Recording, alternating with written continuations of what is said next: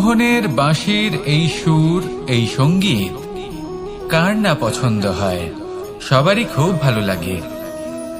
এবার এই সুর আসে কোথা থেকে? কেউ বলবেন কৃষ্ণের হৃদয় থেকে। সত্য কথা, এই সুর হৃদয় থেকে নির্গত হয় এবং প্রকট হয় এই বাঁশি থেকে। এই বাঁশিটাকে দেখুন, এই ছিদ্রগুলি দেখুন, প্রত্যেকটা সুর থেকে নিজস্ব একটা স্বর নির্গত হয়। এবার যে ব্যক্তি এই সমস্ত সুর এবং স্বর বুঝতে পারেন, এতে নিপুণ, তিনি এই বাঁশির দ্বারা যে সুর নির্গত করবেন তা তো মধুর অবশ্যই হবে। এবার জীবনের সাথেও কিছুটা এরকমই ঘটে। জীবনের কিছু নীতি থাকে, অর্থ, কুটুম্ব এবং আধ্যাত্মিক। যদি জীবনের প্রত্যেকটা মুহূর্ত সুখময় হয় এরকম আপনি চান, তাহলে এই তিনটি নীতিতে আপনাকে নিপুণ হতে হবে। কোনো একটি বিশেষ নীতির প্রতি যদি আপনি বেশি ঝুঁকে পড়েন, তাহলে বাকি দুই নীতি থেকে যা সুখ লাভ করা সম্ভব তা পারবেন না। ধন অর্জন করতে হবে পরিবারের জন্য, পরিবারের সুখ মনের শান্তির জন্য, মনে শান্তির প্রয়োজন মনের শুদ্ধতার জন্য। যখন এই মন শুদ্ধ হবে, জীবন শুদ্ধ হবে, পবিত্র হবে, সুন্দর হবে এবং ভালোবেসে বলবে রাধা রাধা। জল, এ হলো জীবনের আধার পঞ্চতত্ত্বের মধ্যে একটি, আর অত্যন্ত বিশেষ। এর থেকে অনেক বড় শিক্ষা পাওয়া যায়। এই জল, গন্তব্যের বিষয়ে এর স্পষ্ট ধারণা আছে। ও জানে ওর লক্ষ্য কি, আর প্রয়াস করে ততদূর সে পৌঁছেও যায়। এটি পর্বত থেকে বয়ে নিচে নেমে আসে, নদীর সাথে সমাহিত হয়ে তার সাথে বয়ে চলে, চিরসবুজ বনানী গড়ে তোলে, প্রাণীদের তৃষ্ণা নিবারণ করে, সামনে এগিয়ে চলে, মানুষের সাথে মিলিত হয়। যারা একে বাঁধের মধ্যে বেঁধে রাখতে চেষ্টা করে, সে বন্দি দশাতেও থেকে যায়, মানুষের কল্যাণ করে।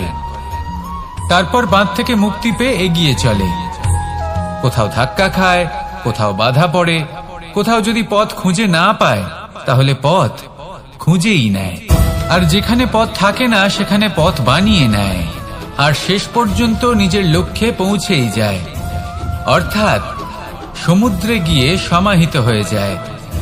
আমাদেরও কিছুটা এরকমই হয়ে উঠতে হবে। যেখানেই যাবেন সকলের কল্যাণ করুন, সামনে এগোন। আপনি কোথাও পড়ে গেলে, ধাক্কা খেলে আঘাত লাগবেই, উত্থান পতন লেগেই থাকে। সামনে এগোতে থাকুন। কোথাও পথ না পেলে তা খুঁজে নিন, কোথাও পথ না থাকলে তা বানিয়ে নিন। নিজের গন্তব্যের কথা সব সময় মনে রাখুন। শেষ পর্যন্ত নিজের মোক্ষ লাভ আপনি অবশ্যই করবেন। আর আমার সাথে ভালোবেসে বলুন রাধা রাধা। জীবনের প্রত্যেক মুহূর্ত আমাদের কিছু না কিছু শিক্ষা দেয়, নির্ভর করছে আমাদের দৃষ্টিভঙ্গির উপর। যেমন নদী হলো আমার অত্যন্ত প্রিয়, নদীতে ভ্রমণ করতে আমার খুব ভালো লাগে। কি বলেন? নদীতে সবসময় নতুন কিছু থাকে, ও পুরনো কিছুই নিয়ে বসে থাকে না, সব সময় প্রবাহমান, কখনো থামে না। ততক্ষণ থামে না যতক্ষণ না সাগরে গিয়ে সমাহিত হচ্ছে। ঠিক এইভাবেই আমাদেরও উচিত নিজের জীবন অতিবাহিত করা, নদীর মতো। প্রত্যেক মুহূর্ত নতুন, তাই সেইভাবেই জীবন যাপন করুন। পুরনো কিছুই একত্রিত করে রাখবেন না, বিগত স্মৃতির মাঝে নিজেকে হারিয়ে ফেলবেন না। এই যে বর্তমান, এই যে মুহূর্ত, সেটাই হলো সর্বশ্রেষ্ঠ। এর মাঝেই জীবন যাপন করুন, নদীর মতো প্রবাহমান হতে শিখুন। আপনি শিখে গেলে তাহলে মনে রাখবেন, আমার আপনার মাঝে বিচরণ করতে বড়ই ভালো লাগবে। যে ব্যক্তি আনন্দের সাথে জীবনের প্রত্যেকটা মুহূর্ত অতিবাহিত করে, কোনো চিন্তা ছাড়াই প্রবাহমান হয়, কখনোই থামে না, যতক্ষণ না মুক্তি লাভ করছেন, এমন ব্যক্তির মধ্যেই রাধাকৃষ্ণ বসবাস করেন। তাহলে আসুন আমার সাথে ভালোবেসে বলুন রাধা রাধা। সূর্যের প্রকাশ, অন্ধকারকে দূর করে দেওয়া সেই মহানায়ক। এই সূর্যের প্রকাশ যখন পৃথিবীতে এসে পৌঁছয় কি হয়? এই পৃথিবী জেগে ওঠে, প্রত্যেক প্রাণী জেগে ওঠে, মানুষ জেগে ওঠে, নিজের কর্ম করেন, জীবন যাপন করেন। এই ঘুমের মৃতপ্রায় স্থিতি কাটিয়ে উঠে জীবন যাপন করতে শেখেন। এটাই হলো প্রভাব সূর্যের প্রকাশের। এবার এই প্রকাশ যে সূর্যের থেকে পাই তিনি কি করেন? তিনি নিজেকে জ্বালান আমাদের জীবন প্রদান করার জন্য। প্রত্যেকটা মুহূর্ত তিনি তাপ সহ্য করেন আমরা যাতে সেই প্রকাশ লাভ করি। এটাই হলো জীবনের সারমর্ম। যদি আপনিও এই সংসারে প্রকাশ ছড়িয়ে দিতে চান তাহলে আপনাকেও তপ্ত হতে হবে, নিজে জ্বলতে হবে, সেই কর্ম করতে হবে যেটা কঠিন হতে পারে কিন্তু আসলে শ্রেষ্ঠ। তবেই এই সংসারের সেবা করতে পারবেন, সংসারকে পথ দেখাতে পারবেন। নিজের অন্তরের প্রকাশ জাগ্রত করুন, তবেই সেই সকল ব্যক্তি যারা পাপের অন্ধকারে নিমজ্জিত হয়ে আছেন তারা জাগ্রত হবেন। সেই সকল ব্যক্তিকে জাগিয়ে তুলুন, প্রেরিত করে তুলুন সুখী হওয়ার জন্য যারা সুখী হতে পারছেন না। সেই সকলকে প্রেরিত করুন সাফল্য লাভের যারা সফল হতে পারছেন না। নিজের অন্তরের সূর্যকে জাগ্রত করুন, চারিদিকে শুধু প্রকাশই প্রকাশ হবে, জীবনই জীবন থাকবে, আনন্দই আনন্দ থাকবে। আর এই মন বারবার প্রসন্ন চিত্তে বলে উঠবে, রাধা রাধা।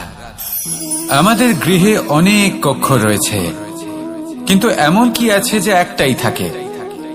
আমাদের গৃহের দ্বার। এমন কেন হয়? অনেক দ্বার তো থাকতেই পারে। ভেবে দেখুন, একটা বিশাল ভবন রয়েছে, তার চতুর্দিকে অনেক দ্বার আছে। ভালোই হবে, যাতায়াত করতে সুবিধা হবে, কিন্তু এমন আমরা কেন করি না? এবার আপনি বলবেন যে এটার উত্তর তো সহজ। যতগুলো দ্বার থাকবে ততজন দ্বারপালও থাকবে। কে কখন কোথা থেকে আসবে, কোথায় চলে যাবে সেদিকে খেয়াল থাকবে না, চুরির সম্ভাবনাও বেড়ে যাবে। যাক, এই বিষয় অন্তত আপনি বোঝেন। সেই জন্য আপনার গৃহে একটাই দ্বার রয়েছে। কিন্তু আপনার মনের বিষয় কি জানেন? আপনার মনেও কি কোনো দ্বার আছে? নেই? তার মানে যে কোনো ব্যক্তি যেখান থেকে খুশি আসতে পারে আর আপনার মনে যা খুশি প্রবেশ করিয়ে চলে যেতে পারে। কোনো বাধার সম্মুখীন না হয়ে কোনো ব্যক্তি আপনার মনে যা কিছু প্রবেশ করিয়ে চলে যাবে, তা সে আমাদের পক্ষে শুভ হোক, অশুভ হোক বা যতই ঘাতক হোক না কেন। সেই ভাবনা হতে পারে বাসনাময়, ক্রোধে পরিপূর্ণ, মতভেদে পরিপূর্ণ, বিদ্বেষ বা অহংকারে পরিপূর্ণ, বা কোনো ব্যর্থ ভাবনা হতে পারে। বিশ্বের যে কোনো ভাবনা মনে এসে বসবাস করতে পারে। এবার মনে যা ভাবনা থাকবে মন সেটাই অনুভব করবে। নেতিবাচক ভাবনা যদি মনে ঘর করে মন সুখ অনুভব কি করে করবে? সেই জন্য আবশ্যক হলো মনের মাঝে ইতিবাচক সত্তার দ্বার গড়ে তোলা। অর্থাৎ কোনো ভাবনা যদি আসে এবং ইতিবাচক হয় তাহলে তাকে মনে প্রবেশ করতে দিন। যদি তা আপনাকে আর্থিক, সামাজিক, পারিবারিক, আধ্যাত্মিক লাভ দেয় তাহলে তাকে প্রবেশ করতে দিন। যদি না দেয়, যদি তা নেতিবাচক ভাবনা হয় তাকে দ্বার থেকেই আবার ফিরিয়ে দিন। যত শুভ চিন্তায় থাকবে এই মন, ততই শুভ হবে আপনার জীবন। আর এই মন সুপ্রসন্ন হয়ে বলবে, রাধা রাধা। আমি জীবনে অনেক ভালো মানুষের সংস্পর্শে এসেছি। এমন ব্যক্তি যিনি আজীবন জ্ঞান লাভ করে থাকেন, পড়তেই থাকেন, জ্ঞান অর্জন করতেই থাকেন, অত্যাধিক জ্ঞান অর্জন করতে থাকেন। কিন্তু এইটুকুই কি যথেষ্ট? ধরে নিন কোনো ব্যক্তি শিল্পকলার বিষয়ে অনেক বই পড়ে ফেলেছেন, কিন্তু কখনো শিল্পকর্মই করেননি। তাহলে সেই জ্ঞানের কি লাভ? কোনো লাভ নেই। এবার এটাই আমাদের জীবনে শেখা প্রয়োজন। আমরা জ্ঞান অর্জন করি কিন্তু তা যাপন করি না, তা কর্মজীবনে প্রয়োগ করি না। তাহলে এতে কি লাভ হবে? জ্ঞান আছেই সেই জন্য যাতে আমরা জীবনকে আরো শ্রেষ্ঠ করে তোলার জন্য তাকে প্রয়োগ করি। এই জ্ঞান এবং কর্মের একসাথে পথ চলাটাই আবশ্যক। তবেই এই জ্ঞান অভিজ্ঞতায় পরিণত হবে। আর অভিজ্ঞতা দ্বারা যে জ্ঞান লাভ হয় সেটাই সবথেকে বেশি গুরুত্বপূর্ণ, সেটাই হলো সবথেকে বেশি লাভদায়ক, সেই জন্য শুধু জ্ঞান অর্জন করবেন না, তাকে প্রয়োগ করুন, তাকে কর্মজীবনে প্রয়োগ করুন, জীবনকে আরো শ্রেষ্ঠ করে তুলুন। আর আমার সাথে ভালোবেসে বলুন, রাধা রাধা। আমরা সবাই প্রকাশের অনুগামী। সূর্যের থেকে আমরা প্রকাশ লাভ করি এবং সেই প্রকাশের কারণে আমরা সবকিছু দেখতে পাই। আর হয়তো সেই জন্য আমরা সূর্যকে এত মান্য করি, তাকে সম্মান করি, তাকে পুজো করি। কিন্তু এই সংসারে শুধুমাত্র সূর্যই কি আছেন যিনি প্রকাশের উৎস? না। যখন সূর্যাস্ত হয় তখন কি হয়? তখন চন্দ্রমা প্রকাশ দিয়ে থাকেন, উনি আমাদের পথ দেখান। আর যখন চন্দ্রমা থাকেন না তখন কি হয়? তখন আমাদের গৃহ প্রকাশময় করে তোলে ছোট্ট একটা প্রদীপ। অর্থাৎ আকার বা নাম গুরুত্বপূর্ণ নয়, গুরুত্বপূর্ণ হলো গুণ। আপনিও এই গুণগুলি আপন করুন। চন্দ্রমা বা প্রদীপের মতো সূর্যের অনুপস্থিতিতেও প্রকাশের কিরণ ছড়িয়ে দিন। সৎপথে চলুন আর আমার সাথে ভালোবেসে বলুন, রাধা।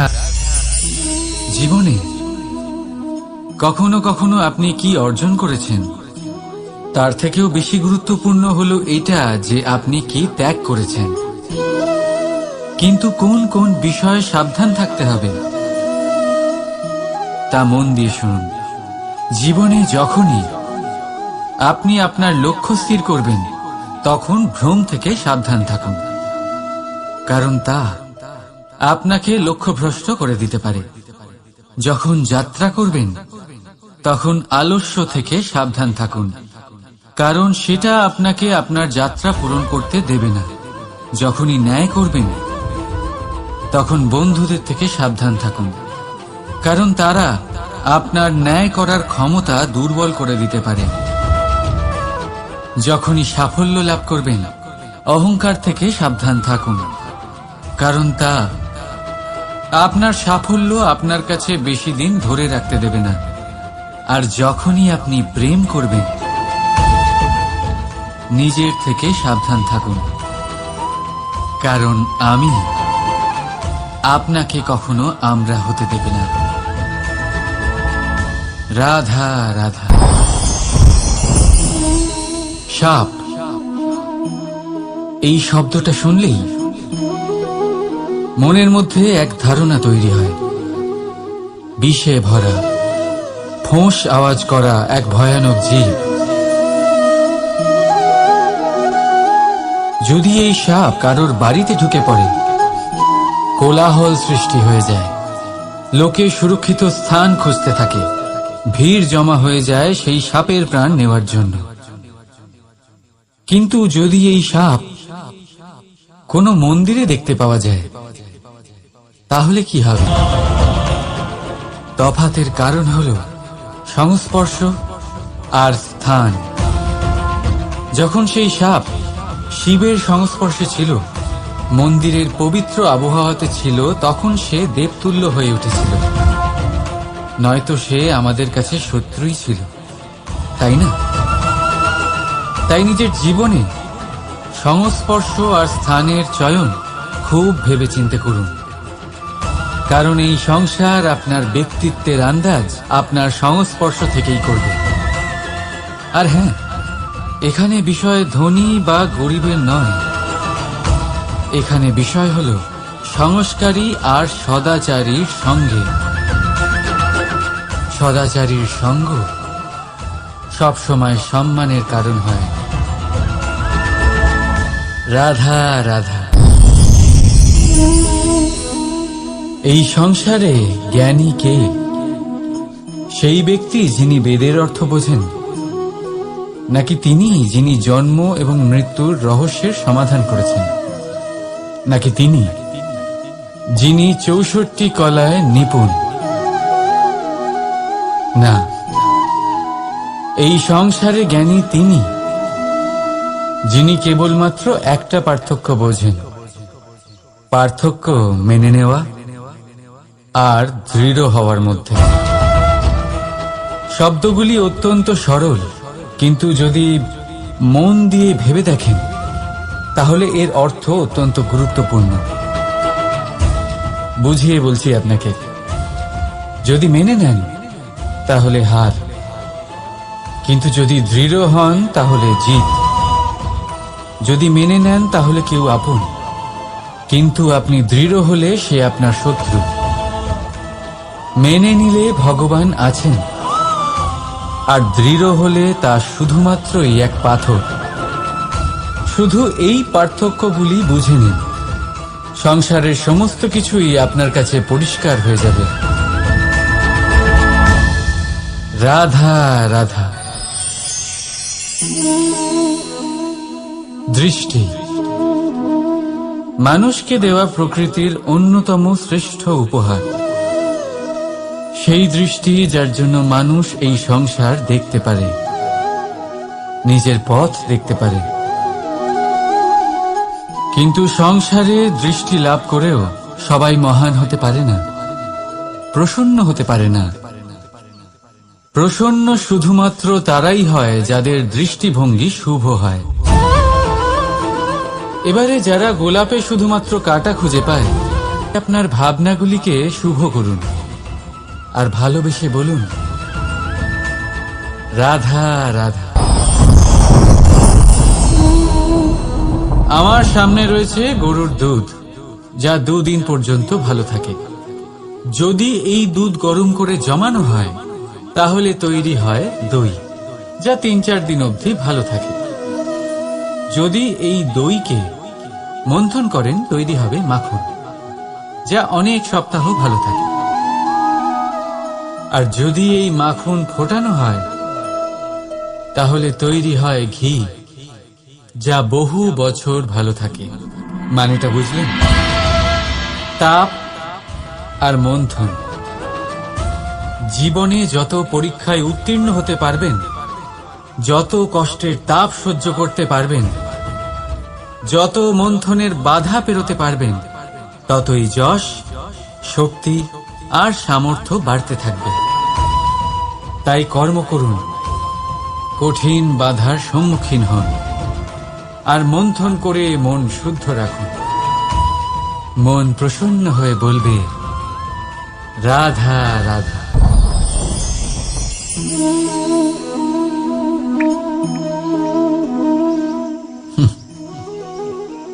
আকাশ থেকে ঝরে পড়া বৃষ্টির ফোঁটা বড়ই শীতল, মিষ্টি আর পবিত্র হয়, কিন্তু সবার ভাগ্য ভিন্ন ভিন্ন হয়।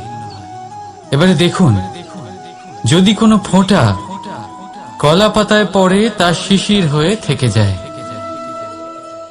প্রকৃতির সৌন্দর্য বাড়ায়, প্রাণীদের তৃষ্ণা মেটায়। যদি কোনো ফোঁটা ঝিনুকে পড়ে তা মুক্ত হয়ে যায়, আর যদি কোনো ফোঁটা সাপের মুখে পড়ে তাহলে তা বিষ হয়ে যায়। এখানে সবার উৎপত্তি একই, কিন্তু গুণ ভিন্ন ভিন্ন হয়। কেন? কি কারণ এটা? কারণ হলো সংস্পর্শ। সংস্পর্শ বড়ই প্রভাবশালী হয়। চাইলে সে আপনার উত্তরণ ঘটাতে পারে, আবার চাইলে আপনার পতনও ঘটাতে পারে। এবার বৃষ্টির ফোঁটা এটা চয়ন করতে পারে না যে তার সংস্পর্শ কি হবে, তার ভাগ্য কি হবে। কিন্তু আমরা তো মানুষ, আমরা তো আমাদের সঙ্গ বাঁচতে পারি। তাই ভাবনা চিন্তা করে নিজের সঙ্গ বাছুন। এই চয়ন কিন্তু আপনারই, আর এর পরিণামও আপনাকেই ভোগ করতে হবে। রাধা রাধা।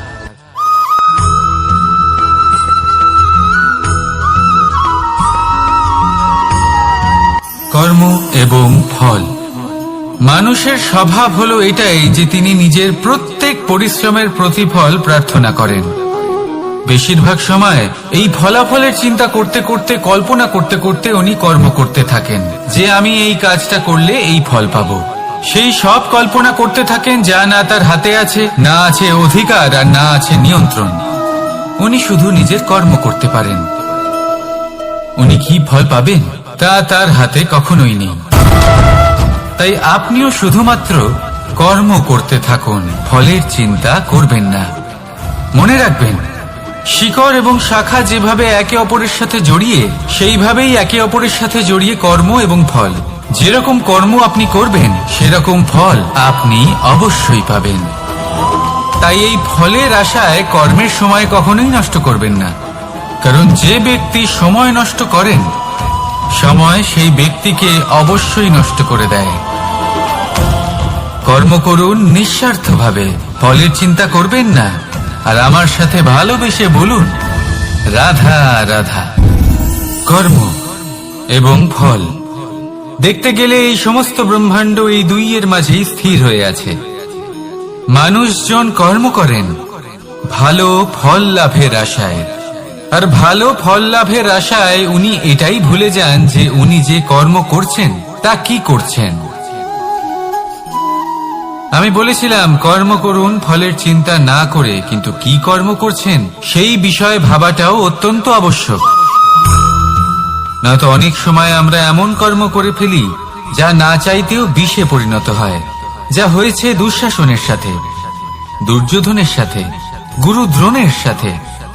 একজনের মানসিকতা উচিত ছিল না, একজনের বিবেক উচিত ছিল না, আরেকজন যে পক্ষ নির্বাচন করেছিলেন সেই পক্ষ উচিত ছিল না। আর যা কিছু ওনাদের সাথে হলো, আপনার আমার আমাদের সকলের সাথে তা হতে পারে। আমি বলেছিলাম কর্ম করুন, ফলের চিন্তা করবেন না, কিন্তু এই কর্মের বিষয়ে বিচার করে দেখাটাও ততটাই আবশ্যক।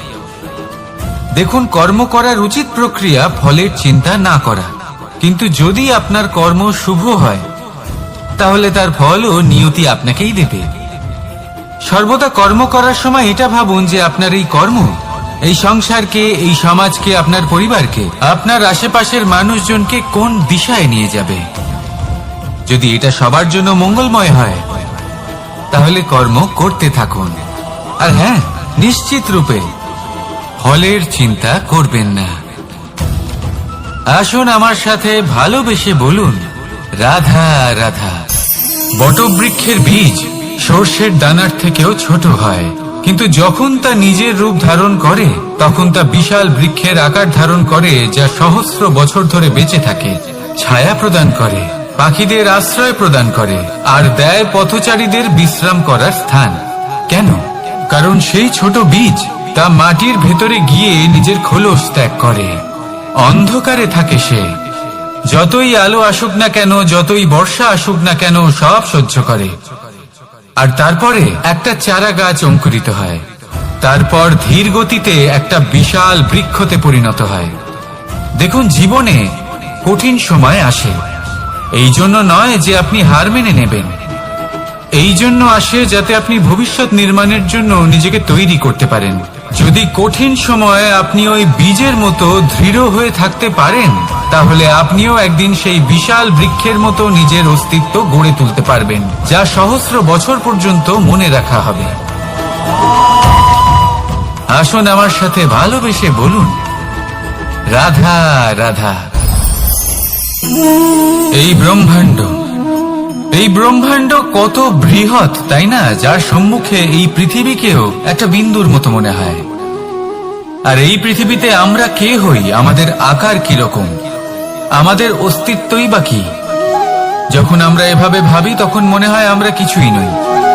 তা আমরা যখন কিছুই নই, তাহলে আমরা এত চিন্তা করি কেন? কি ভেবে ভয় পাই? কাকেই বা এত ভয় পাই? কে আমাদের মারতে পারে আর কেই বা আমাদের জন্ম দেবে? আত্মার আসলে না কখনো জন্ম হয় আর না কখনো মৃত্যু। আত্মা শুধুই শরীর বদল করে। আপনি, আমি, আমরা সকলে এই শরীর নয়, আমরা হলাম আত্মা, যা হলো পরম আত্মার পরম অঙ্গ।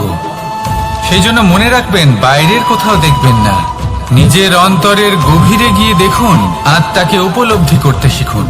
ক্লেশ, ভয়, চিন্তা, এই সব কিছুর থেকে নিজেকে দূরে রাখুন, তাহলেই উপলব্ধি করতে পারবেন পরমাত্মাকে। তাহলে আসুন আমার সাথে ভালোবেসে বলুন রাধা রাধা। পরিবর্তন এই সংসারের শাশ্বত নিয়ম। কোন রাজা নেই যিনি চিরকাল রাজা থাকেন, কোন ধনী ব্যক্তি নেই যিনি চিরকাল ধনী থাকবেন। এই সংসারে সূর্যের স্থান নেওয়ার জন্য চন্দ্রিমার আগমন ঘটে। কোন স্থান যাকে পতিত বলা হয়েছিল সেখানে মহল তৈরি হয়েছে। কোন স্থান যাকে আজ মলিন বলা হয়েছে কাল সেখানে মন্দিরও স্থাপন হতে পারে। কোন ঋতু চিরকালের জন্য থাকে না, কখনো সময় চিরকাল একরকম থাকে না। আজ যা আপনার কাছে রয়েছে কাল অন্য কারোর ছিল, আজ যে আপনার কাছে রয়েছে কাল তা অন্য কারোর কাছে চলে যাবে। আপনার সাথে কিছু থাকলে তা হলো আপনার কর্ম, কিন্তু সেই কর্মের পরিণামও আপনার নয়। আপনি শুধু কর্ম করুন, বাকি সবকিছুই পরিবর্তনশীল। কিন্তু সেই পরিবর্তনকে দেখে ভয় পাওয়ার প্রয়োজন নেই, তাকে স্বাগত জানান। যদি আপনি হাসি মুখে সেই পরিবর্তনকে স্বাগত জানান, তাহলে এই পরিবর্তনও হাসি মুখে আপনার সাথে থাকবে। আসুন আমার সাথে ভালোবেসে বলুন, রাধা রাধা। সঞ্চয়। মানুষের যখন থেকে বোধ বুদ্ধি হয় সঞ্চয় করতে আরম্ভ করে দেন। সঞ্চয় করতে থাকেন ভোজনের, সঞ্চয় অর্থের, সঞ্চয় শক্তির। নিজের জন্য করেন, নিজের পরিবারের জন্য করেন, নিজের স্ত্রীর জন্য করেন, সন্তানের জন্য করেন, সন্তানের সন্তানের জন্যও সঞ্চয় করেন। সঞ্চয় করার জন্য ওনার কাছে অনেক কারণ রয়েছে, কারণ উনি এটা ভাবেন যে এই সঞ্চিত শক্তির জন্য কেউ ওনার কোনো ক্ষতি করতে পারবে না। মানুষ ভুলে যান একটা গুরুত্বপূর্ণ কথা, এই সত্য, উনি এই সংসারে খালি হাতেই এসেছিলেন, আর এখান থেকে ওনাকে খালি হাতেই যেতে হবে। যা এখানকার তা এখানেই থেকে যাবে।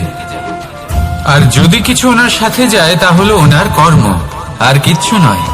তাই যদি কিছু অর্জন করতে চান তাহলে শুভ কর্ম অর্জন করুন, আত্মশক্তি অর্জন করুন, কারণ পরলোকে এটাই হবে আপনার সম্পত্তি। তাহলে কি এটা আপনি অর্জন করতে চান না? আসুন আর আমার সাথে ভালোবেসে বলুন, রাধা রাধা। সদিচ্ছা।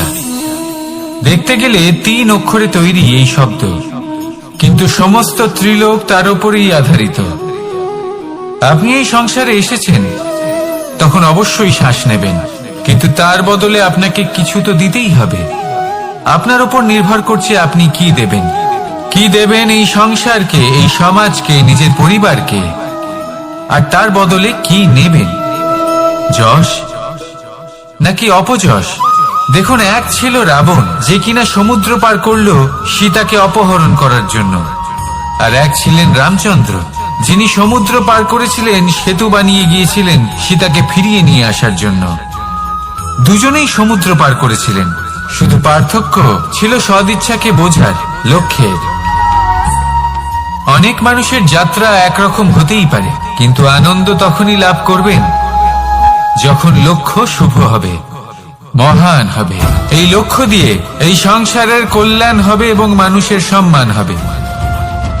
যদি আপনার সংকল্প উচিত হয় তাহলে আপনার লক্ষ্য উচিতই হবে, নয়তো শুধুমাত্র বিনাশ হবে। আর উচিত এটাই হবে যে বিনাশের হাত থেকে যেন নিজেকে বাঁচানো যায়, কি বলেন? তাই জীবনে যে লক্ষ্য স্থির করছেন মনে রাখবেন তা যেন শুভ লক্ষ্য হয়। যদি এরকম হয় তাহলে আপনার যাত্রা, আপনার জীবন দুটোই শুভময় হবে। আসুন আর আমার সাথে ভালোবেসে বলুন, রাধা রাধা। সুরক্ষা। এই সুরক্ষা আসলে কি? এটা কি কোনো কবচ নাকি কোনো সীমা? এই সুরক্ষা আসলে অন্য কিছু। আমাদের মাতা পিতা, আমাদের প্রিয়জন, আমাদের বন্ধু, এই সমাজ, আমাদের শুভাকাঙ্ক্ষী, আমাদের আত্মীয়, এনারা সবাই আমাদের জীবনে কোনো না কোনো ভাবে সুরক্ষা দিয়ে থাকেন, একটা কবচ দিয়ে থাকেন কোনো না কোনো রূপে। কিন্তু দেখতে গেলে আমাদের পরাক্রমের পথে, আমাদের বীরত্বের পথে, আমাদের সাহসের পথে এই সুরক্ষাই সব থেকে বড় বাধা হয়ে দাঁড়ায়। একবার ভেবে দেখুন, যদি আপনি কোনো সুরক্ষাই না পান, বা যদি আপনি এই সুরক্ষা ভেঙে বাইরে আসতে পারেন, তাহলে আপনার বীরত্ব চরম সীমায় পৌঁছে যায়। কেন? কারণ তখন আপনি জানেন যে এই সংসারের সম্মুখীন আমাদের নিজেদেরই হতে হবে। আপনি বুঝে যান যে শত্রুর সম্মুখীন এবার নিজের বলের দ্বারা, নিজের পরাক্রমের দ্বারা, নিজের সাহসের দ্বারা করতে হবে। আর তখন আমাদের মনের মধ্যে এই শক্তি জাগ্রত হয়। এই শক্তি অন্তরেই বসবাস করে, শুধু এটা চিনে নিতে হবে, একে জাগ্রত করতে হবে। আর এটা সুরক্ষা ভেঙে যাওয়ার পরেই সম্ভব হয়। আর যারা নিজের শক্তি সম্পর্কে জানেন, যিনি নিজেই জানেন তিনি কতটা শক্তিশালী, তিনি নিজেই নিজের সুরক্ষা কবচ চিরকালের মতো ভেঙে ফেলে দেন, ঠিক কর্ণের মতো। আর তারপরে দেখুন, আপনার পরাজয় হোক বা বিজয়ী হোক না কেন, সেটাই অনেক বড় হয়, সেটাই প্রশস্ত হয়ে থাকে। সেই জন্য ত্যাগ করুন নিজের ভয়কে, নিজের আশেপাশের এই সুরক্ষা চক্রকে ভেঙে ফেলুন, আর সম্মুখীন হন এই সংসারের নিজের শত্রুর সম্মুখীন হন। পরাক্রমের এই অঙ্কুর, তা অঙ্কুরিত হওয়ার জন্য বীজের উপরের এই কবচ, এটা ভেঙে যাওয়া অতি আবশ্যক। আসুন আমার সাথে ভালোবেসে বলুন, রাধা রাধা। যখন আমরা হাঁটতে থাকি আর আমাদের পায়ে কাঁটা বিঁধে যায়, তখন মুখ দিয়ে আহ বেরিয়ে আসে, কান্না চলে আসে, আর অনেক সময় অভিশাপও বেরিয়ে আসে। কিন্তু আমরা কি কখনো এটা এইভাবে দেখেছি, এইভাবে ভেবেছি যে আমরা যে পথে চলেছি সেই পথে কাঁটা বিঁধেছে, নাকি আমরা সেই পথ নির্বাচন করেছি যাতে শুধুই কাঁটা রয়েছে? নাকি আমরা এভাবে ভেবে দেখেছি যে এই কাঁটা আমাদের কষ্ট দিতে এসেছে, নাকি এটা আমরাই বিছিয়ে রেখেছিলাম? সাবধান থাকা উচিত ছিল, কারণ কাঁটা বিঁধলে যন্ত্রণা হবে, চিৎকার করে ফেলতে পারি, মুখ থেকে অভিশাপও বেরিয়ে আসতে পারে। কিন্তু এই অভিশাপ শুধুমাত্র আমাদের তরফ থেকে অভিশাপ হয়, সামনের ব্যক্তিটির উপরও নির্ভর করে। এবার সেই ব্যক্তি যদি এমন হয় যে ফুল আর কাঁটা এই দুই সমানভাবে গ্রহণ করতে পারে, তার কাছে অভিশাপও বরদানে পরিণত হয়। শেষ পর্যন্ত ব্যাপারটা দাঁড়ায় ভাবনা, চিন্তা, দৃষ্টিভঙ্গির ওপর। কারণ আপনার এই ভাবনাই সত্যি হয়ে সামনে আসে। সেই জন্য এই ভাবনা, চিন্তা, মানসিকতাকে গুরুত্ব সহকারে দেখবেন। এই বিবেচনা নিয়ে বিবেচনা করতে শিখুন। আমার কথার অর্থ হলো যে জীবনে যখন এরকম কিছু একটা ঘটবে, তখন ভেবে দেখুন যে এরকম কেন হলো। আপনি কি এমন কোনো কর্ম করেছিলেন যার কর্মফল এটা?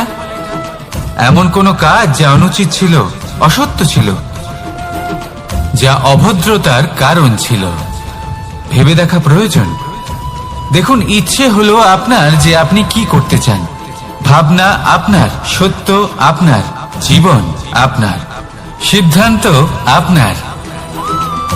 আসুন আর আমার সাথে ভালোবেসে বলুন, রাধা রাধা। সময়, এই সময় আসলে কি? এই সময় একটা সরল রেখা তো কখনোই নয়। সময় হলো একটা চক্র, যেখানে এর আদি সেখানেই হলো এর অন্ত, আর যেখানে তা শেষ হয় সেখান থেকেই তার শুরু হয়। এই সময় একটা অত্যন্ত বিচিত্র চিন্তা, বিচিত্র ভাবনা, এ একটা বিচিত্র বস্তু যা কেউ বুঝতে পারেন না। এই সময়ের লীলা, এর কোনো প্রমাণ নেই, কোনো জ্ঞান নেই, কোনো পরিমাপ নেই। শুধু এটুকু আমরা জানতে পারি, যেখানে শেষ হবে সেখান থেকে একটা নতুন সূচনাও হবে। যা আজ আপনার কাছে আছে, কাল অন্য কারোর কাছে যাবে, তারপরে তার কাছ থেকেও অন্য কারোর কাছে যাবে, তারপরে তার থেকেও ছিনিয়ে নেওয়া হবে। এই নিয়তির একজনের কাছ থেকে অন্যজনের কাছে আদান প্রদানের এই সময় হলো আপনার সময়। এই সময়ের সদ্ব্যবহার করুন, এই সময়কে বাঁচুন। আপনাকে শুধু এটাই সুনিশ্চিত করতে হবে যে আপনি কোন পক্ষে আছেন। আর সত্যি বলতে কি, আপনার জীবনের পরিণাম নির্ভর করে আপনার নির্বাচনের ওপর। আপনি কোন পক্ষ নির্বাচন করছেন। তাহলে মনে রাখবেন, জীবনে সেই পক্ষই নির্বাচন করবেন যা চয়ন করার পরে আপনি সুখ অনুভব করবেন, আপনি সন্তোষ লাভ করবেন, প্রসন্নতা লাভ করবেন। আর আমি এটাই সুনিশ্চিত করব যে এই পক্ষ যেন শান্তির পক্ষ হয়, এই পক্ষই যেন প্রেমের পক্ষ হয়, তাহলে চিন্তা করবেন না, আর আসুন আমার সাথে ভালোবেসে বলুন রাধা রাধা।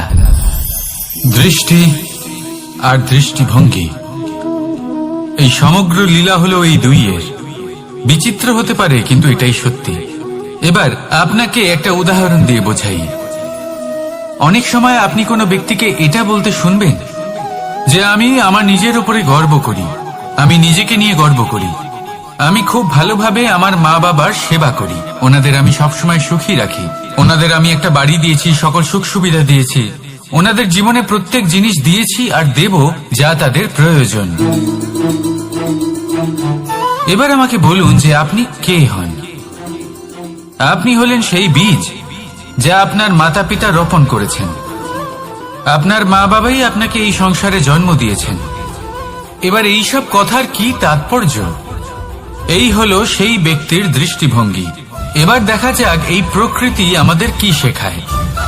কখনো কোনো গাছকে দেখবেন, যখন সেই গাছে ফল আসে, সে মালিকে এটা বলে না যে দেখো আমি তোমাকে ফল খেতে দিচ্ছি। সেই বৃক্ষ এটা বলে না যে দেখো আমি তোমায় আহার করতে দিচ্ছি, কারণ ও জানে যে এটা হলো সেই মালির পরিশ্রম, এটা হলো তারই কর্মের ফল, আর এটা তারই পাওয়া উচিত। সে বলে যে তোমার জিনিস তোমাকেই অর্পণ করলাম, এ আমার জিনিস নয়। ও জানে সেই মালির গুরুত্ব আসলে কি, এটা হলো তার দৃষ্টিভঙ্গি। সেই জন্য আপনি জীবনে কোন ব্যক্তির মধ্যে, কোন পশু পাখির মধ্যে, কোন প্রাণীর মধ্যে, কোন পরিস্থিতিতে, কোন আবেগের মুহূর্তে কি দেখতে পাচ্ছেন, সেটা আপনার দৃষ্টিভঙ্গির উপরে নির্ভর করছে। তাই নিজের মনে ধন্যাত্মক ভাব জাগ্রত করুন, শুভ চিন্তা নিয়ে আসুন। এই ভাবনাই সত্য হয়ে সামনে আসবে। এই দৃষ্টিভঙ্গি এমন হয়ে যাবে যে আপনার জীবনে সবকিছুই শুভ হবে। তাহলে আসুন আর আমার সাথে ভালোবেসে বলুন রাধা রাধা। প্রতিশোধ অথবা কাউকে দুঃখ দেওয়ার ভাবনা, যদি এটা আপনার মনে থাকে, তাহলে আপনি নিজের মনেই যন্ত্রণার একটা বিশাল বৃক্ষ রোপণ করছেন, এটা মনে রাখবেন। কারণ কাউকে দুঃখ দেবার এই ভাবনা, এটা হলো সেই বীজ যা আপনার মনেই পতিত হবে, আপনার মনেই অঙ্কুরিত হবে, আর আপনার মনেই একটা বিশাল বৃক্ষরূপে বেড়ে উঠবে। জীবন আপনার, কর্ম আপনার, কাউকে দুঃখ দেবার ভাবনা আপনার ছিল, এই বৃক্ষ হলো আপনার, তাই এর ফলও আপনিই পাবেন, যা গ্রহণও আপনাকেই করতে হবে। মনে রাখবেন, যে মানুষ এটা ভাবে যে আমি ওকে দুঃখ দেব, ওকে কষ্ট দিতে চাই আমি, সেই মানুষই দুঃখ আর কষ্ট পেয়ে থাকে। যদি সেই জায়গায় আপনি এটা ভাবেন যে আমি কাউকে সুখী করে তুলতে চাই, কাউকে সুখ প্রদান করতে চাই, তাহলে তারও বীজ আপনার মনেই রোপণ হবে, বৃক্ষে পরিণত হবে, যার ফলও আপনিই পাবেন। এখানে বিষয়টা হলো শুধু মানসিকতার চিন্তা, যা সত্য হয়ে আপনার সামনে আসে। তাহলে এই মানসিকতা শুভ করুন, সবার জন্য মঙ্গল কামনা করুন। অন্যের মনে আপনার জন্য ভালো চিন্তা থাকুক বা না থাকুক, আপনি সবার জন্য শুভ চিন্তা করে কর্ম করতে থাকুন, তাহলে আপনার সাথেও ভালোই হবে। তাহলে আসুন আর আমার সাথে ভালোবেসে বলুন রাধা রাধা। সুখ আর অভিজ্ঞতা, এই দুই জীবনে একসাথে কখনোই আসে না। মনে রাখবেন, যেখানে সুখ থাকে সেখানে অভিজ্ঞতা থাকে না, আর যখন এই সুখ আমাদের জীবন থেকে দূরে চলে যায়, তখন আমাদের জীবনে আসে এই অভিজ্ঞতা। পরমাত্মা, প্রকৃতি, নিয়তি এই অভিজ্ঞতাকে আমাদের জীবনে পাঠান, যাতে আমরা একটা অত্যন্ত গুরুত্বপূর্ণ শিক্ষা, একটা জ্ঞান প্রাপ্ত করতে পারি। এই অভিজ্ঞতা আমাদের শেখায় যে অতীতে এমন কি হয়েছিল যা আমাদের করা উচিত হয়নি। আমাদের শেখায় ভবিষ্যতে এমন কি আছে যা আমাদের করা উচিত আর কি করা উচিত নয়। দেখতে গেলে এই অভিজ্ঞতা আমাদের সেই শিক্ষা দেয় যার জন্য আমরা সুখের দিকে উচিতভাবে অগ্রসর হতে পারি। সেই জন্য জীবনে যখনই দুঃখ আসবে, দুঃখের এই সময় আসবে, তখন হতাশ হবেন না। বোঝার চেষ্টা করুন এই পরিস্থিতি কেন এসেছে, কি শিক্ষা দিতে এসেছে। যদি আপনি সেই জ্ঞান লাভ করেন, সুখের পথে অগ্রসর হন, তাও উচিত রূপে, তাহলে এই অভিজ্ঞতার উদ্দেশ্য পূরণ হয়ে যায়। তাহলে আসুন আর আমার সাথে ভালোবেসে বলুন, রাধা রাধা। জীবনে শিখরে পৌঁছানোর জন্য মানুষের কি প্রয়োজন হয়ে থাকে? সিঁড়ির। কিন্তু তাও প্রত্যেক মানুষ, প্রত্যেক ব্যক্তি শিখরে পৌঁছতে পারেন না। এর কারণ কি? কারণ একটা হতে পারে যে মানুষ কল্পনা করতে থাকেন কিন্তু সিঁড়ি খুঁজে পান না। কিছু মানুষ খুঁজে নেন কিন্তু তা পেয়ে এতটাই প্রসন্ন হয়ে যান যে তারপর আর কোনো কর্মই করেন না। খুব সোজা ব্যাপার। অনেক মানুষ সিঁড়ি খুঁজে পান না, আর যদি পেয়েও যান তাও যতক্ষণ না তাতে চড়ছেন সেই শিখরে পৌঁছবেন কি করে?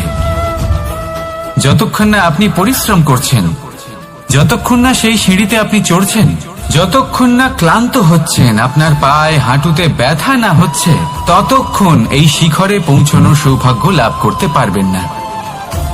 তাহলে কল্পনার সাথে কর্ম করুন, পরিকল্পনার সাথে পরিশ্রম করুন, সবকিছু পাবেন। আসুন আমার সাথে ভালোবেসে বলুন, রাধা রাধা। সমস্যা, কঠিন সময়, সংকট, বিপদ কার জীবনে নেই? প্রত্যেকের জীবনে আছে। কিন্তু আমাকে একটা কথা বলুন, যদি নৌকায় ঢেউকে ভয় পেতে শুরু করে তাহলে সাগর পার করবে কে? কখনো কোনো ছোট্ট পিঁপড়েকে দেখেছেন যে আকারে হয়তো ছোট হতে পারে কিন্তু বড় শিক্ষা দিয়ে যায়? কিন্তু আমরা শিখি না। এবার দেখুন একটা পিঁপড়েকে যে ভোজনের খোঁজে বাইরে বের হয়, একটা ছোট্ট দানা তুলে নেয়। ছোট দানা তোলে কারণ তার থেকে বেশি সে তুলতেই পারবে না।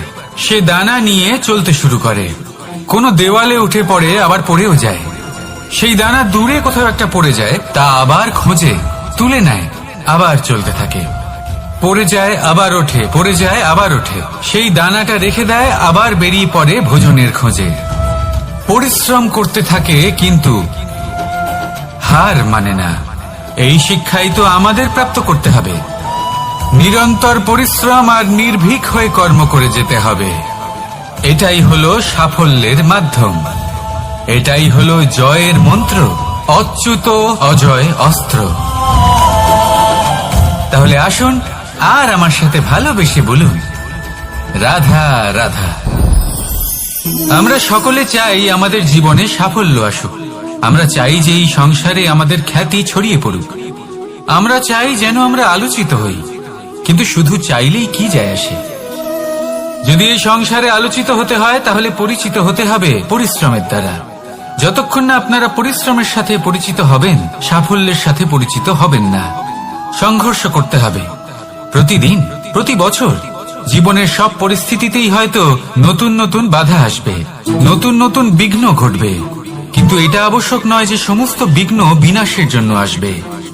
কিছু বিঘ্ন আপনার পথ প্রশস্ত করার জন্য আসবে। আমার সাথে ভালোবেসে বলুন, রাধা রাধা।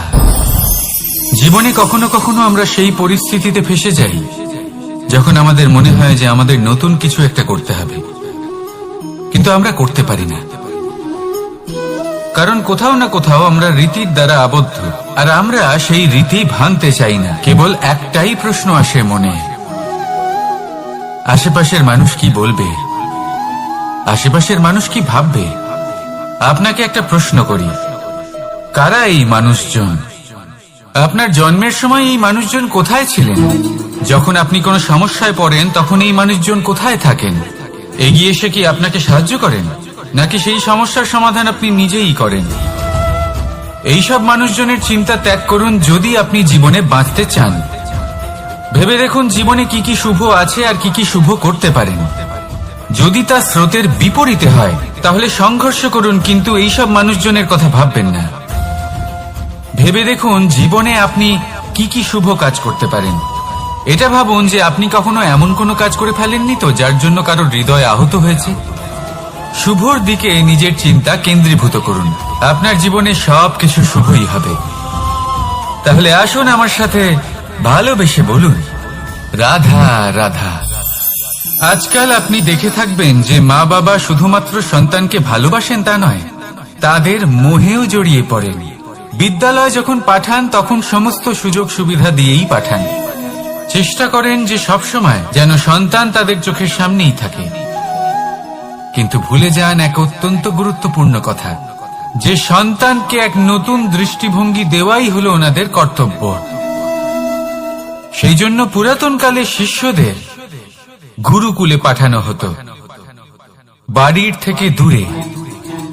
কারণ বাড়ি ছেড়ে যাওয়া এক সন্তানের জন্য, এক শিষ্যের জন্য অত্যন্ত শুভ লক্ষণ হয়। যখন সে বাড়ির থেকে দূরে, গৃহস্থের থেকে দূরে থাকবে, তখন এই সংসারকে সে এক নতুন দৃষ্টিভঙ্গি দিয়ে দেখবে, পরখ করবে, বুঝতে পারবে, আর সবকিছু নিজে থেকেই শিখে যাবে কখন আক্রমণ করতে হয়, কখন পিছু হটতে হয়, কিভাবে এই সংসারের সম্মুখীন হতে হয়। আর এটা আপনার দৃষ্টি ওকে শেখাতে পারবে না, ওর অভিজ্ঞতা ওকে শেখাতে পারবে। তাই মনে রাখবেন, যদি আপনি চান যে আপনার সন্তানের বিকাশ হোক, তাহলে অনেক সময় ওকে নিজের থেকে দূরে নিয়ে যেতে হয়। যদি মোহে আবদ্ধ থাকেন, তাহলে ওর বিকাশ কখনোই হবে না। তাহলে আসুন আমার সাথে ভালোবেসে বলুন, রাধা রাধা। কখনো কখনো মানুষ মনে করেন যে সে নিজেই সব থেকে বেশি শক্তিশালী, তিনি হলেন জ্ঞানী। দেখুন, এটা ভালো ব্যাপার যে আপনার মধ্যে শক্তি আছে, জ্ঞান আছে, আর এটা শুধু আপনার জন্য নয়, এই সমস্ত সমাজের জন্য, দেশের জন্য, সমগ্র পৃথিবীর জন্য অত্যন্ত আবশ্যক। কিন্তু এই কথাটাও বোঝা অত্যন্ত আবশ্যক যে এই জ্ঞান যেন কখনো অহংকার না হয়ে ওঠে। যখন মানুষের মধ্যে জ্ঞান থাকে, তখন সে রাম হয়ে ওঠে। রাম, যিনি সমুদ্রের বুকে সেতু বানিয়েছিলেন, বানর সেনার দ্বারা রাক্ষস রাজকে পরাজিত করেছিলেন, আর চিরকালের জন্য সবার কাছে আদর্শ হয়ে উঠেছিলেন। আর যদি মানুষের মনে অহংকার জন্মায়, তাহলে সে রাবণ হয়ে ওঠে। দেশে বিদেশে যতই খ্যাতি থাকুক না কেন, সে রাক্ষস হয়ে ওঠে, নিজের সাথে সাথে সমস্ত কুলের বিনাশ করে বসে। এবার জ্ঞান নাকি অহংকার, আপনার কি চাই সেই সিদ্ধান্ত আপনার, আর আপনার এই সিদ্ধান্তই নিশ্চিত করবে যে আপনার কর্ম কি হবে, আর আপনার এই কর্মই নিশ্চিত করে দেবে আপনার প্রারব্ধ কি হবে। তাহলে শুভ কর্ম করুন আর আমার সাথে ভালোবেসে বলুন, রাধা রাধা। কোনো বাগানের কোনো বৃক্ষকে দেখেছেন যেখানে সুগন্ধি ফুল থাকে, রসালো ফল থাকে, তখন মন প্রফুল্ল হয়ে ওঠে, মন থেকে সেই বৃক্ষের প্রতি ভালোবাসা জন্মায়। কিন্তু যিনি বাগানের মালিক, শুধুমাত্র তিনিই জানেন যে কিভাবে এই বৃক্ষকে আগলে রাখতে হয়, কিভাবে তার পরিচর্যা করলে এতে সুন্দর সুগন্ধি ফুল হবে, রসালো ফল হবে। কখনো কখনো প্রয়োজনের থেকে বেশি রোদ পেলে এই বৃক্ষগুলি শুকিয়ে যায়, প্রয়োজনের থেকে কম রোদ পেলেও এই বৃক্ষ কিন্তু শুকিয়ে যায়। প্রয়োজনের থেকে কম জল যদি পায়, এই বৃক্ষ শুকিয়ে যেতে পারে। প্রয়োজনের থেকে অতিরিক্ত জল যদি পায়, তখনও এই বৃক্ষের শিকড়গুলি নষ্ট হয়ে যেতে পারে। এবার এটাই কিন্তু আমাদের সংসারের সাথেও হয়। আমাদের সংসারের সকল প্রতিভাশালী ব্যক্তি, যেমন লেখক, বিচারক, প্রবক্তা, যোদ্ধা, এদের সবার ক্ষেত্রে এই কথাটাই প্রযোজ্য। যদি বেশি প্রশংসা করা হয়, তাহলেও এরা হারিয়ে যাবেন। প্রয়োজনের থেকে বেশি যদি নিন্দা করা হয়, তখনও তারা নত হয়ে পড়বেন।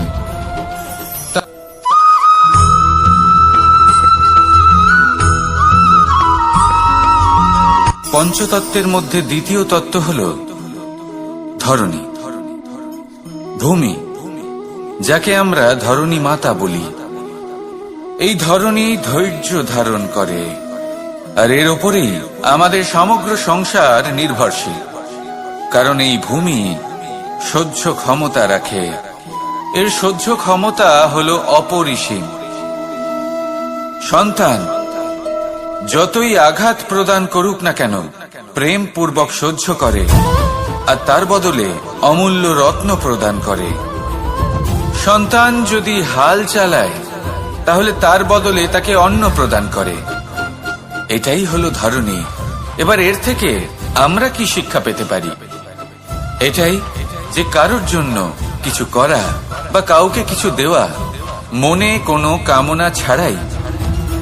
আর এই কথাটা বুঝে যান, যদি কারোর জন্য কামনা না রেখে বা কোনো পাওয়ার আশা না রেখে কারোর জন্য কিছু করেন বা কারোকে কিছু দেন, যদি এটা আপনি শিখতে পারেন তবে আপনি ভালোবাসতে শিখে গেছেন।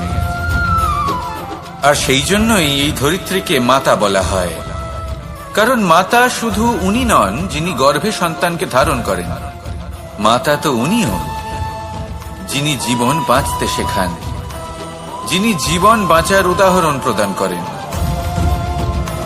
তাহলে ধরনীর থেকে এই নিঃস্বার্থ ভাব শিখুন, নিঃস্বার্থ ভালোবাসা শিখুন, আর এই ভালোবাসার সাথেই বলুন রাধা রাধা।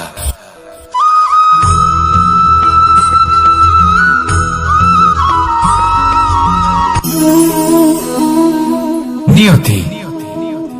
রাধা আমাকে বলে, কৃষ্ণ, যদি তুমি জানো যে নিয়তিতে কি আছে তাহলে তাকে বদলে দাও না কেন? মহাদেব আমাকে বলেন যে শ্রীকৃষ্ণ, যদি আপনি এটা জানেন যে সাম্বের নিয়তি এটাই, তাহলে আপনি তাকে বদলানোর চেষ্টা কেন করেন? কেন? কারণ আমি একজন পিতা, আর পিতার কর্তব্য এটাই, তিনি যেন সম্ভাব্য সব চেষ্টা করেন নিজের সন্তানের মঙ্গলের জন্য। নিয়তি আমি জানি, কিন্তু এটাও আমি জানি যে কর্মের থেকে বড় আর কোনো নিয়তি হতে পারে না। অভিজ্ঞতাও রয়েছে যে কর্মের হাতে নিয়তির এই চক্র বদলে যেতে পারে। তাই জীবনে যদি আপনার কখনো এমন মনে হয় যে এটা তো অসম্ভব, তখনও চেষ্টা করা কখনোই ছাড়বেন না। কে বলতে পারে আপনারই কর্মের কোনো এক বীজ হয়তো নিয়তির চাকায় আটকে গেল, আর নিয়তিকে নিজের পথ পাল্টাতে হলো, ঠিক কিনা? সেই জন্য নিয়তিকে ভাগ্য মেনে নিয়ে চুপ করে বসে থাকবেন না। নিজের নিয়তি স্বয়ং নিজের কর্মের দ্বারা নির্ধারিত করুন, কারণ আপনার এই কর্মের ওপরেই আপনার অধিকার রয়েছে। আর এই অধিকারকে নিয়তি অনেক সময় সম্মানও করে। তাহলে আসুন আর আমার সাথে ভালোবেসে বলুন রাধা রাধা।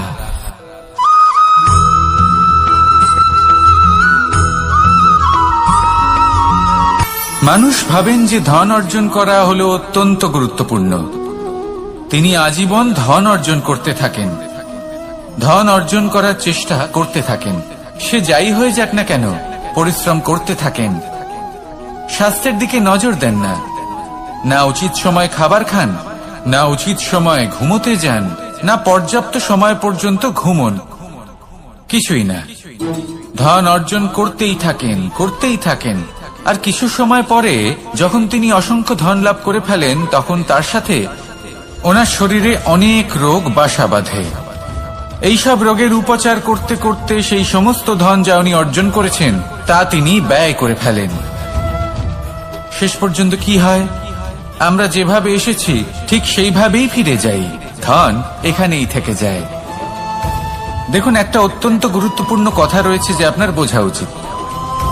এই যে ধন, তার ব্যবহার করুন জীবনকে আরো ভালো করে তোলার জন্য।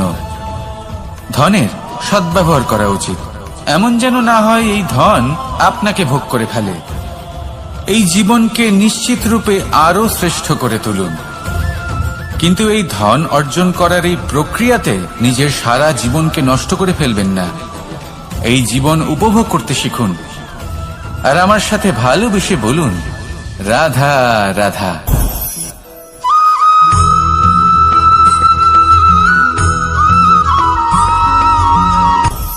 আপনি কখনো পর্বতের শিখরে উঠেছেন? আপনি দেখতে পাবেন পর্বতের পদতলে প্রচুর সুন্দর ফুল রয়েছে, সবুজ বনানী রয়েছে। যত আপনি ওপরে উঠতে থাকবেন তত ফুল কমতে থাকবে, সবুজ বনানী কমতে থাকবে। আরো কিছুটা ওপরে উঠলে কাঁটা জাতীয় গাছ দেখতে পাবেন, শুকনো গাছ দেখতে পাবেন।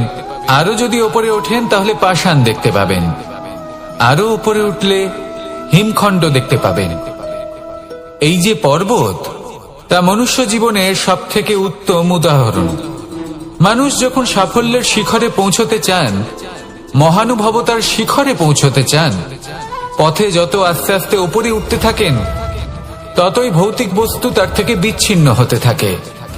যদি তিনি সেই ভৌতিক বস্তুগুলি ত্যাগ না করতে পারেন তাহলে কখনোই সেই স্থানে পৌঁছতে পারবেন না। আর মানুষ যদি উচিত ত্যাগ করতে পারেন, পথে অগ্রসর হতে থাকেন, এগোতে থাকেন, তাহলে একদিন না একদিন তিনি মহানুভবতার, জ্ঞানের, সাফল্যের হিমের স্বাদ অবশ্যই লাভ করবেন। মনে রাখবেন, মানব জীবনে ত্যাগ হলো অত্যন্ত গুরুত্বপূর্ণ অংশ। আসুন আমার সাথে ভালোবেসে বলুন, রাধা রাধা।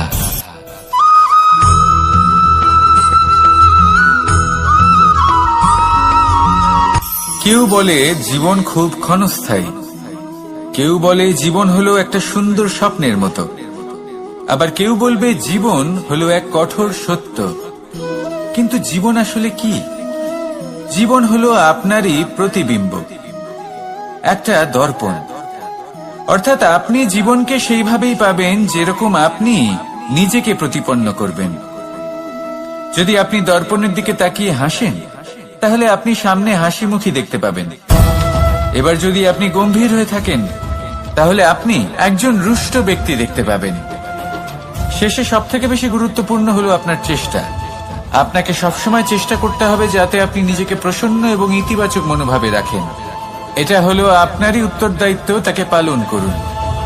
এই মনকে প্রসন্ন রাখুন, এই সংসারকে সুন্দর বলে মনে হবে।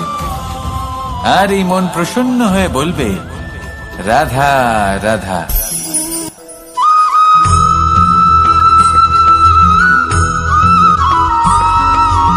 আমাদের শরীর প্রকৃতির সর্বশ্রেষ্ঠ রচনা। যে অঙ্গ প্রত্যঙ্গ আমরা লাভ করেছি, প্রত্যেকটির মধ্যে একটি নিজস্ব বার্তা রয়েছে। একটু ভেবে দেখুন, দুটি চোখ দিয়েছে দেখার জন্য, দুটি কান দিয়েছে শোনার জন্য, নাসিকাও আছে দুটি, দুটি হাত দিয়েছে দ্বিগুণ পরিশ্রম করার জন্য। কিন্তু জীব শুধুমাত্র একটি। তার উপরেও তীক্ষ্ণ বলিষ্ঠ দাঁত দিয়েছে তার রক্ষার জন্য। কখনো ভেবে দেখেছেন কেন?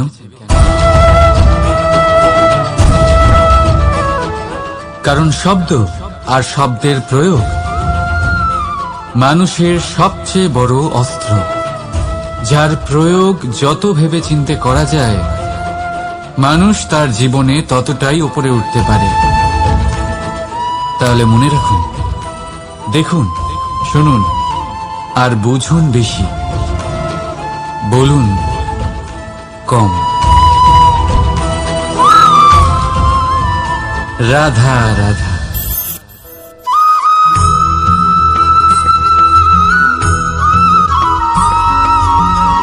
জীবন কিসের উপর নির্ভরশীল? ধনের উপর, বৈভবের অনুভব যদি আপনি করতে চান, তাহলে তা পাবেন শুধু একতার দ্বারা, সংগঠনের দ্বারা।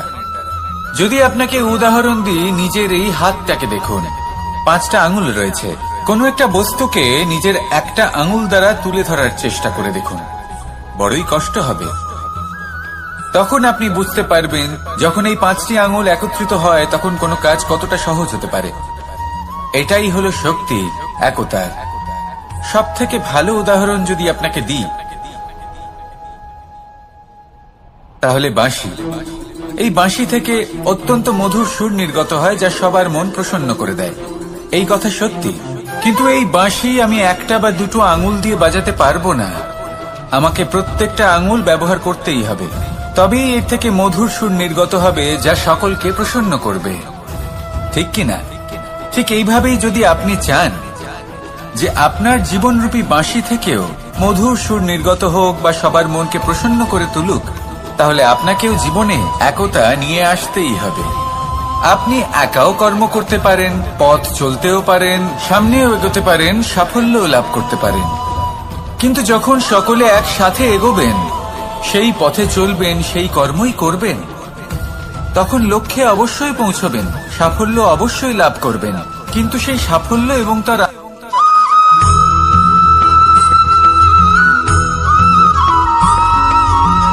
এই সংসারে সব থেকে বেশি কোমল বস্তু হলো রেশম। এই রেশম এতটাই কোমল হয় যে এর পুরো একটা থান শুধুমাত্র একটা হাতে ধরা সম্ভব। কখনো ভেবে দেখেছেন এই রেশম কিভাবে হয়? একটি কীট তার লালার দ্বারা উৎপন্ন হয়। এই কীট সেই রেশমকে পাক দিতে থাকে, পাক দিতেই থাকে, দিতেই থাকে, আর আস্তে আস্তে তার মধ্যেই জড়িয়ে পড়ে। শেষে ওর এই সুন্দর অমূল্য সৃষ্টি রেশমের এই সুতো তার নির্মাণ কার্য পূর্ণ হয়, কিন্তু তাতেই ও নিজে বন্দী হয়ে যায়। নিজেরই মায়াজালের এই বন্দী গৃহে নিজেই ফেঁসে যায়। এবার এই সুতোকে ব্যবহারযোগ্য করে তোলার জন্য এই কীটগুলিকে এই কবচের সাথেই ফুটন্ত জলে ফেলে দেওয়া হয়। এই সংসারে যদি আমাদের স্বপ্ন এই সংসারের দুঃখ হরণ করার জন্য, এই সংসারে সুখ বিতরণ করার জন্য হয়, তবেই আমাদের প্রগতি সম্ভব।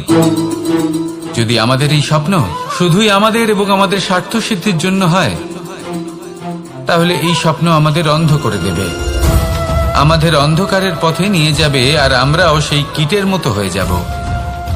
নিজেদেরই মায়াজালে আমরা নিজেই ফেঁসে যাব, আর শেষে আমরা যদি কিছু লাভ করি তা হবে একাকিত্ব, অন্ধকারময় মৃত্যু। তাই স্বপ্ন অবশ্যই দেখুন, কিন্তু এমন ভাবে স্বপ্ন দেখবেন না যে তার এই বন্দিগৃহে আপনি নিজেই ফেঁসে গেলেন। স্বপ্ন দেখুন পরোপকারে।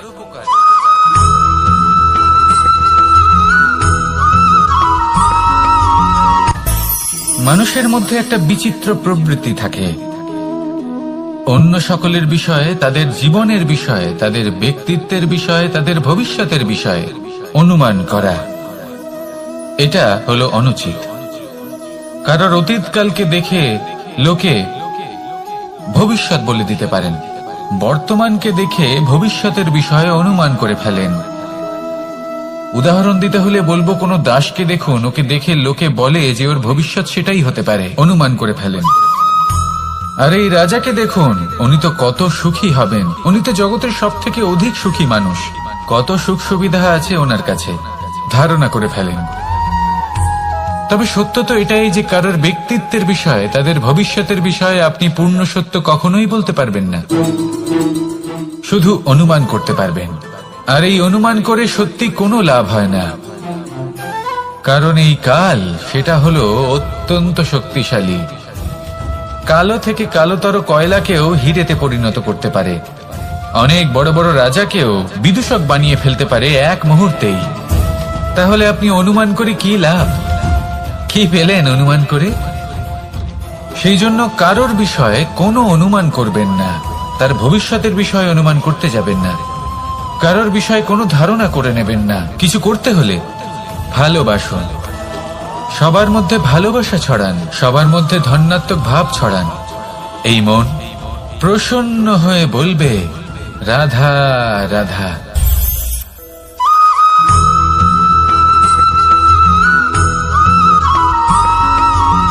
পঞ্চতত্ত্বের মধ্যে দ্বিতীয় তত্ত্ব হল ধরণী, ভূমি, যাকে আমরা ধরণী মাতা বলি। এই ধরণী ধৈর্য ধারণ করে, আর এর উপরেই আমাদের সমগ্র সংসার নির্ভরশীল। কারণ এই ভূমি সহ্য ক্ষমতা রাখে, এর সহ্য ক্ষমতা হলো অপরিসীম। সন্তান যতই আঘাত প্রদান করুক না কেন, প্রেম পূর্বক সহ্য করে, আর তার বদলে অমূল্য রত্ন প্রদান করে। সন্তান যদি হাল চালায়, তাহলে তার বদলে তাকে অন্ন প্রদান করে। এটাই হলো ধরণী। এবার এর থেকে আমরা কি শিক্ষা পেতে পারি? এটাই যে কারোর জন্য কিছু করা বা কাউকে কিছু দেওয়া মনে কোনো কামনা ছাড়াই।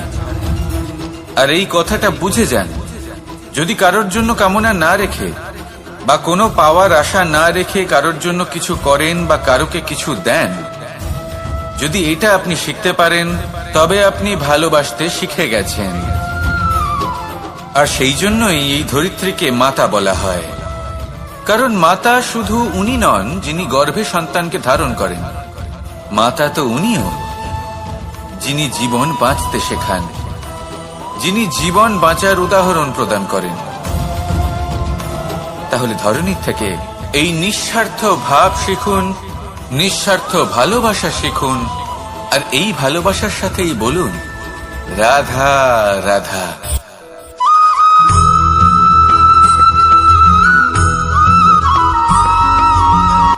সংসারে আমাদের জীবনে যখন কোনো সুখ বা দুঃখ আসে, তার জন্য আমরা কাউকে না কাউকে অবশ্যই দায়ী করে থাকি, তাই না? এই ব্যক্তি আমাদের সাথে এরকম কাজ করেছেন, তাই আমার সাথে এমন হলো। ওই ব্যক্তি যদি এমনটা না করতেন, তাহলে আজ আমি ওই স্থানে পৌঁছতে পারতাম। সবই আপনার দৃষ্টিভঙ্গির ওপর নির্ভরশীল, আর যদি আপনার দৃষ্টিভঙ্গি এমন হয়, তাহলে তা অনুচিত।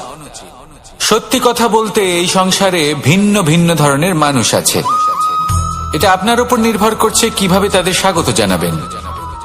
একবার ভাবুন, আমি আমার দুটো হাত সামনে নিয়ে এলাম, দুটো মুঠো খুলে দিলাম। দুই প্রকারের মানুষ আসবেন, কিছু না কিছু দিয়ে যাবেন। এই মুঠো যদি আমি বন্ধ করে দিই, তাহলে না কেউ আমাকে কিছু দিতে পারবে, না আমার কিছু যাবে আসবে। নিশ্চয়ই বুঝতে পারছেন এই দুই ধরনের ব্যক্তি কারা এবং তারা কি দিয়ে যান। আমি যদি নিজের মুঠো খুলে দিই, তাহলে কিছু ভালো মানুষ আসবেন, আমাকে আনন্দ, সন্তুষ্টি, জ্ঞান প্রদান করে যাবেন, ভালো অভিজ্ঞতা দিয়ে যাবেন। কোনো খারাপ ব্যক্তি যদি আসেন, তাহলে তিনিও খারাপ অভিজ্ঞতা দেবেন, যার থেকে আমি শিক্ষা লাভ করব। এই সব কিছু আমি লাভ করতে পারি। মুঠো যদি বন্ধ করে রাখি, তাহলে আমি কিছুই পাবো না।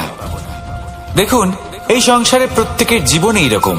প্রত্যেকের জীবনে সবকিছুই আছে, ভালো খারাপ দুই মানুষই আছে। ভালো অভিজ্ঞতা আছে, খারাপ অভিজ্ঞতা আছে। নির্ভর করছে আপনার উপর যে আপনি কি করবেন।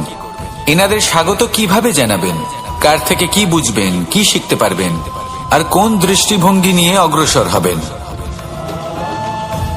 এটাই নির্ধারণ করবে যে আপনার জীবন কেমন হবে। আসুন আমার সাথে ভালোবেসে বলুন, রাধা রাধা।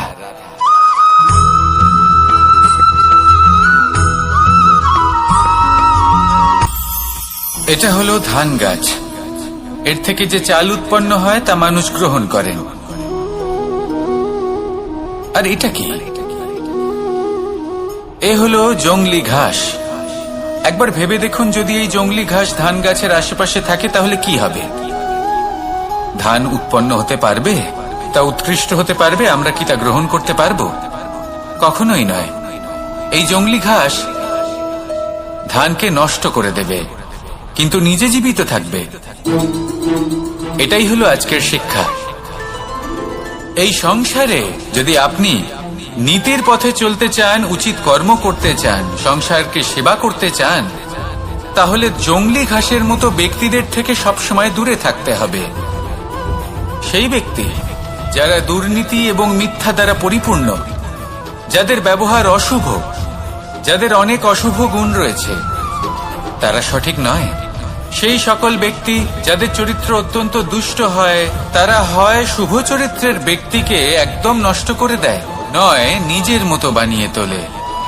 তাই যদি আপনি নীতির পথে চলতে চান, এই সংসারের জন্য শুভ কর্ম করতে চান, তাহলে সেই সঙ্গ লাভ করুন যে সঙ্গ জ্ঞানে পরিপূর্ণ, যাদের মধ্যে অনেক গুণ আছে, যাদের থেকে প্রতিদিন কিছু শিখতে পারবেন। এমন ব্যক্তির সাথে জীবন অতিবাহিত করুন। দুরাচারীদের থেকে দূরে থাকুন। তবেই এই মন প্রসন্ন হয়ে বলবে, রাধা রাধা।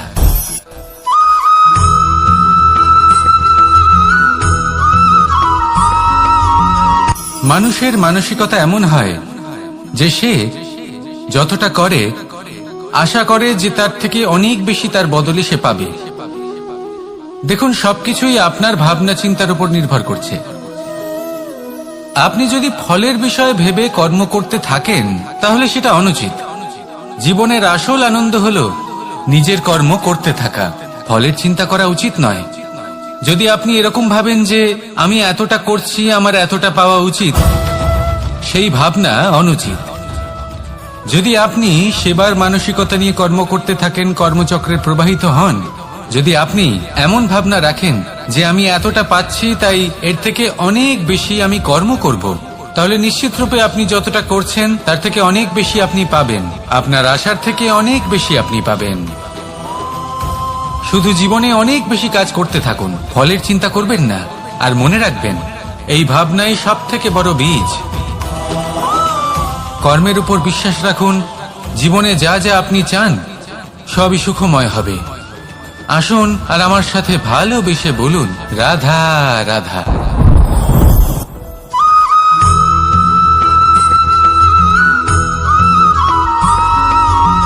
আপনি কখনো কোনো বাজকে নিজের বাসা বানাতে দেখেছেন? এই বাজ যখনই কোনো বাসা বানায় তখন উঁচু গাছের ডালে বা কোনো পর্বতের শিখরে বাসা বানায়, অনেক উচ্চতায়। আর সেখানে তার সন্তানও জন্মগ্রহণ করে।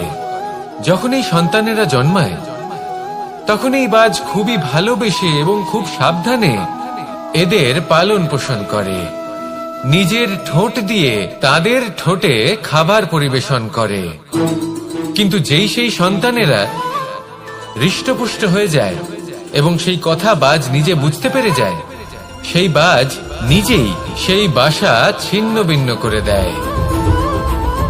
সেই সন্তান যাদের সবেমাত্র ডানা গজিয়েছে, কিভাবে উঠতে হয় তারা জানে না, সেই সন্তানগুলিকে উচ্চতা থেকে ঠেলে দেয়। সেই সন্তান প্রথমে ভয়ভীত হয়ে যায়। তারা সামনে মৃত্যুকে দেখতে পেয়ে ভয়ের কারণে তাদের ডানা ঝাপটাতে থাকে। আর সেই প্রক্রিয়াতেই সেই সন্তানগুলি উড়তে শুরু করে দেয়। এবার এই ঘটনায় আমরা কি শিক্ষা পেতে পারি? এটাই, যদি আপনি মাতা পিতা হন তাহলে নিজের সন্তানকে অবশ্যই স্নেহ করুন, কিন্তু তাদেরকে নিজের আঁচলের তলায় বেঁধে রাখবেন না। যদি আপনি চান আপনার সন্তান জীবনে উন্নতি করুক, তাহলে নিজের মুঠো থেকে তাদের স্বতন্ত্র করে দিন। এই সংসারে সংঘর্ষ করতে দিন। সেই সন্তান নিজেই বুঝতে পারবে যে জন্মের সময় পাওয়া ডানা কি করে ব্যবহার করতে হয়। আর আপনার চোখের সামনে আপনার সন্তান এই আকাশে উড়তে থাকবে। তাহলে আসুন আমার সাথে ভালোবেসে বলুন, রাধা রাধা।